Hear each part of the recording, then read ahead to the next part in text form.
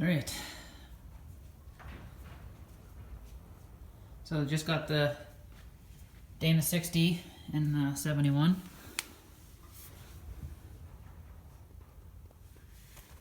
Pretty sweet. Had to make custom brackets for the fronts.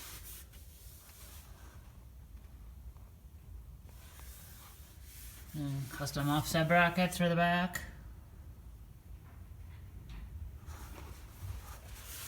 It's just kind of a patina driver 71 Barracuda. You don't really see them like this that often. Gonna be putting the 440 in it next.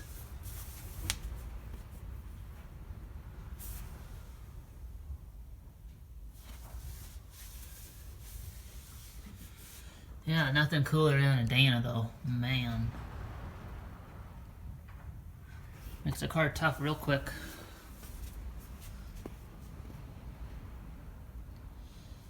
It's original paint still. Factory FC7. In violet or plum crazy for Dodge cars.